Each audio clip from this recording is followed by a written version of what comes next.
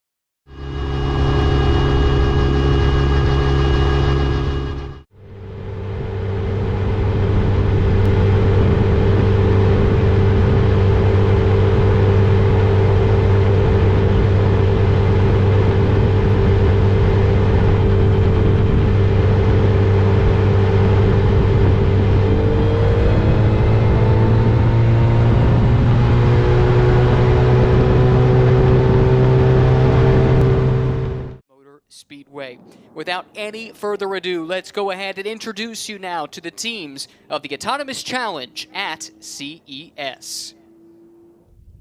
From Auburn University, car number 34, Autonomous Tiger Racing.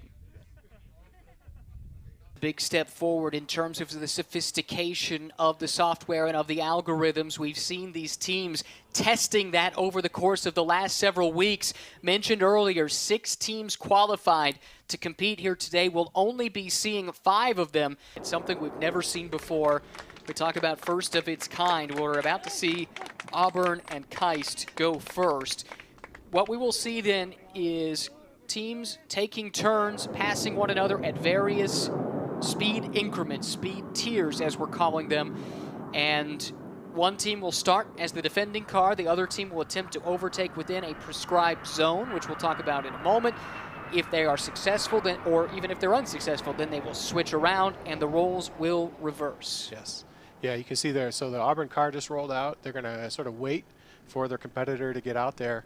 And the first speed that they're gonna hit is actually 80 miles an hour, which, by the way, is above highway speeds to starting out with. And they'll have from between turns 3 and 4 is where the passing zone starts at these lower speeds. They're gonna have the entire front straightaway and through the exit of turn 2 to complete that pass. As you can see, Autonomous Tiger Racing, that's the defending team, going 80 miles per hour at the bottom of the track. Keist is the attacking car, and it does not look like they were able to get up alongside and make the pass. It's like Keist is now speeding up, and I would guess the next time they get into the passing zone, right here, there it is, made the pass, and they're going to have to close the gap there, close the pass off, which they did perfectly within the passing zone. They needed to do that by the exit of turn 2, and they did that just fine.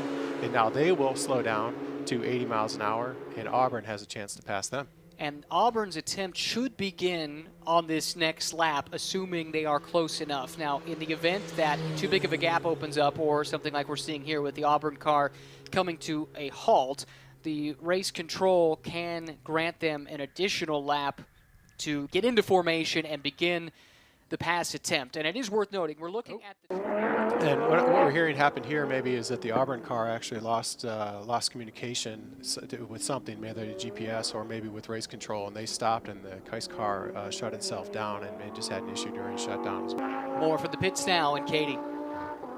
And I'm joined by Will Bryan from Auburn University. Will, what exactly happened to your car out on track there? So first time around, we were the defender. Kais had an overtake, and so as they swapped roles, GPS was lost completely, so our car came to a safe stop. They sent red flag to the track, and Kais obviously had a spin, and so we're ready to continue for the next round to attack them. All right, we will see what happens in these next steps, Ryan and Rob.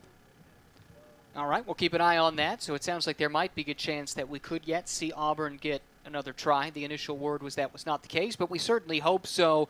Will and his team, they put in a ton of effort into this car, this program, to get it ready, and you certainly hope that they get that chance. But it was heartbreak earlier today for Auburn and Will Bryan. So, Will, we didn't really get a chance to put a bow on it. What happened with your car? Yeah, so we lost GPS lock for about a lap and a half. So our car acted exactly as an autonomous vehicle should, brought itself to a safe stop. Race control decided to send a red flag at that moment, even though we were directly behind Kais and they would have had more time to stop. And that red flag caused Kais to spin. And so because of limitations in time in the broadcast, they said we wouldn't have time to continue on, even though technically we broke no rules or were disqualified.